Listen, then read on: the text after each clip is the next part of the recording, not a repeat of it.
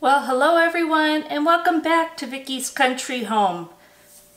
I decided tonight we're going to have hamburgers, and we don't do that very often.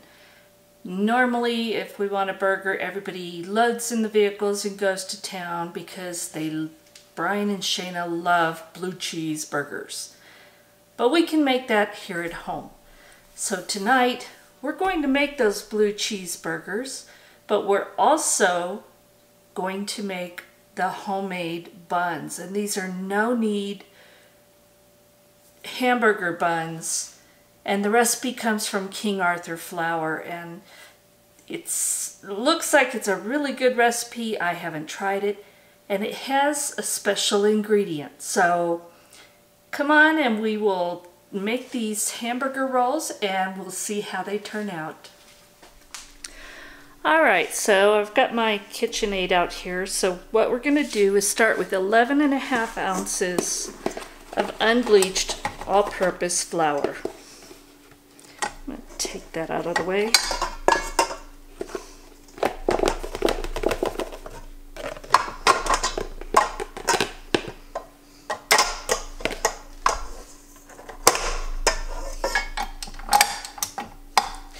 And everything just goes in the bowl for this. You don't have to add it in any special order.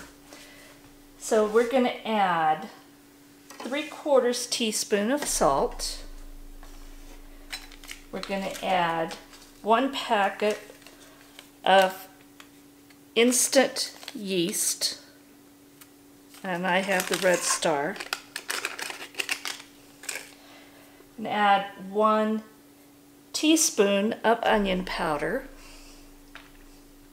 1 tablespoon of salt. I'm sorry, not salt. That one was sugar. It was a 3/4 teaspoon of salt, 1 tablespoon of sugar. We're going to add 2 ounces of softened butter, and I didn't melt it. I just left it out at room temp.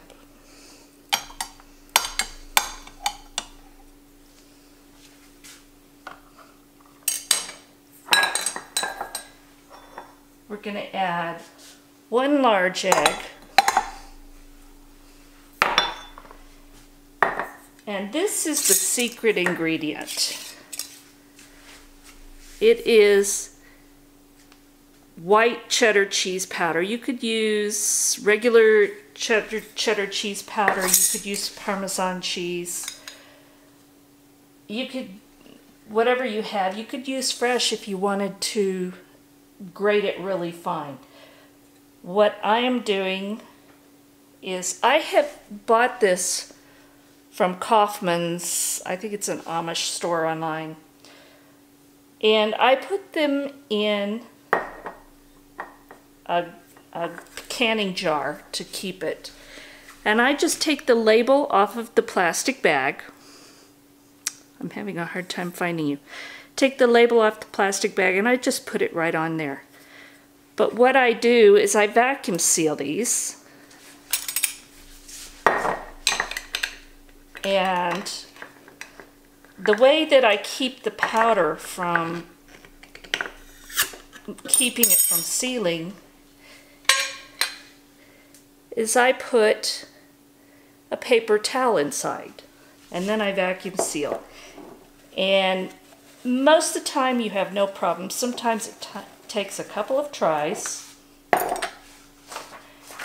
But that way you get to protect your ingredients. Now I'm going to use 1 1/4 ounces.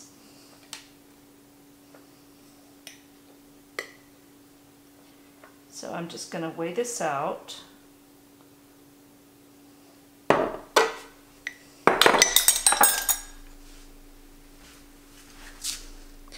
So there is white cheddar cheese powder, and I'm just going to add that to the bowl. Now I'm going to go get 5 3/8 to 6 ounces of lukewarm water. So I'll be right back. All right, so I've got my lukewarm water, and because this is instant yeast, we don't have to proof it. So I'm just going to add that to the bowl. And I'm going to turn it on low to start. Once it's combined, I'm going to mix this for 2 minutes.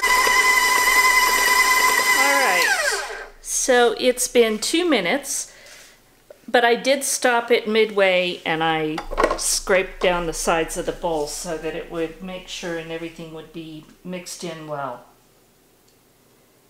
Now we're going to put this in a lightly greased bowl, and we're going to cover it and let it rise for 60 to 90 minutes until it's noticeably puffy.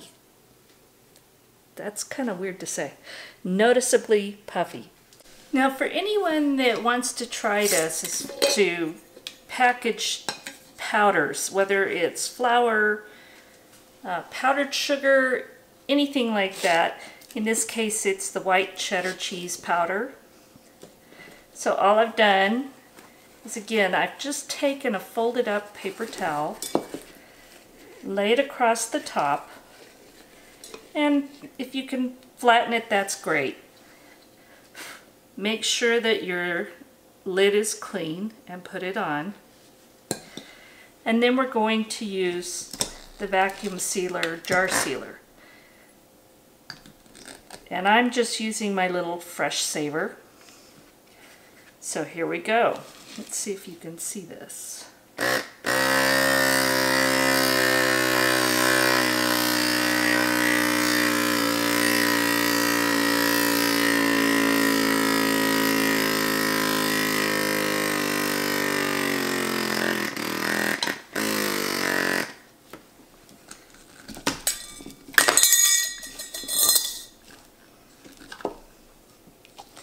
So there we go. I have a seal. The powder didn't get sucked up into the tube and into the lid. So if you want to seal something like this to keep it fresh, try that little trick. It's just a piece of paper towel. Okay, I've got my bowl out. And one of the things that I do is, this is going to use a lot of butter and it's going to have a buttery taste. So I'm going to grease the bowl with butter. Why not use your wrappers that have butter left on them to grease your bowl or your pans or whatever you're using. Whenever I finish in my stick of butter, I just fold it up so that the butter's on the inside, and I save it in the refrigerator. That way, when I have something like this, I can grease it with the butter without a lot of mess, and it's still going to have that buttery taste. Alright, I've got this greased with the butter. Now, I'm just going to take this out of the bowl, and it's not a heavy dough like when you're making bread. It's a very light dough. It's kind of it's heavier than a batter, but it's not super sticky. It's kind of surprising. So now we're just going to put this all in here. And I'm going to cover it up. If you haven't seen this before, instead of using plastic wrap or something like that, this is called beeswrap. And it's cloth that has been, I guess you would say, impregnated with beeswax. So instead of using plastic wrap, you can use this. And it's reusable. You just rinse it off and it's ready to go. So I'm going to let this sit for anywhere from 1 to 1.5 hours, and then we'll come back to get these hamburger buns ready to shape. I let this sit and rest and kind of rise for an hour. I'm going to divide this into 6 pieces. And we want each one to be around 4 ounces, maybe slightly less. And I'm going to weigh them so that they get pretty even. So we're looking for 111 grams for each one. So let me cut off this piece and weigh it.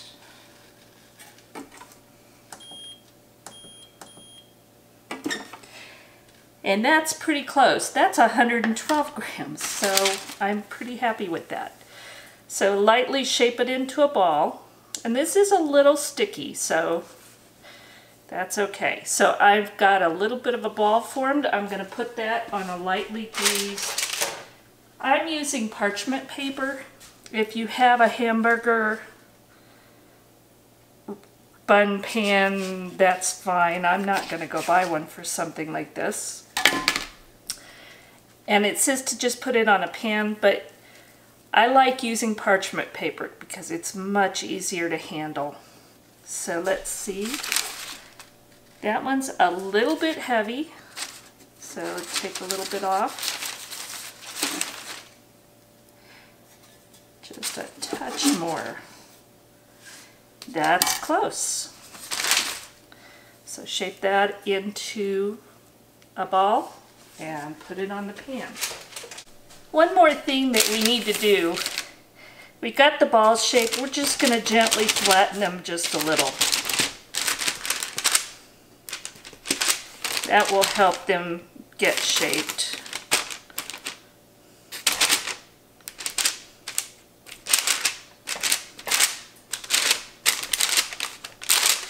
There we go. So these are formed into balls, lightly flattened, and now I'm going to cover them and let them rise for 60 to 90 minutes.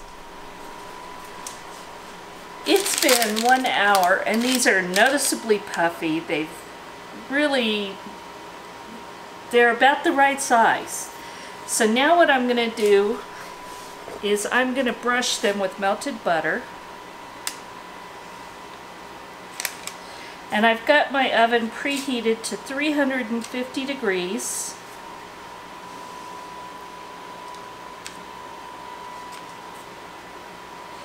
I can't wait to try these.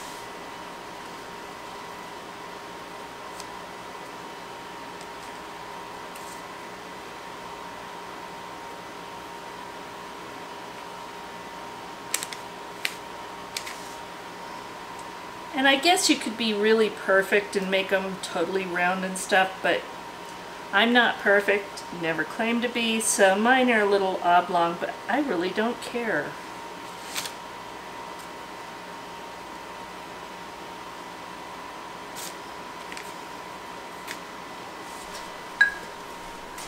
And now I have some toasted sesame seeds.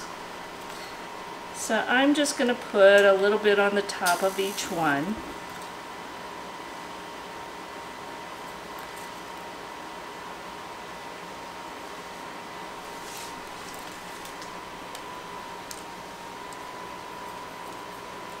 And these are going to bake 16 to 19 minutes at 350 degrees. And if you want to check the internal temperature, it would be 190 degrees if you use an instant read thermometer. I never use those for this. You know, you can usually tell with breads.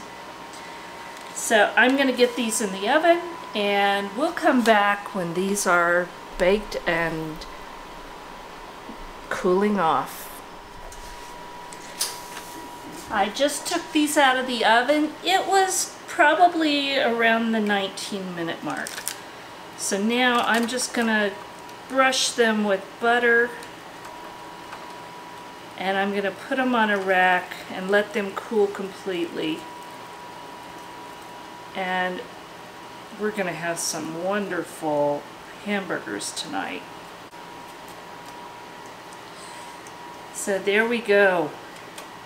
No knead, cheddar cheese hamburger buns, and we're gonna enjoy these, and I will post some pictures to show you the final burgers.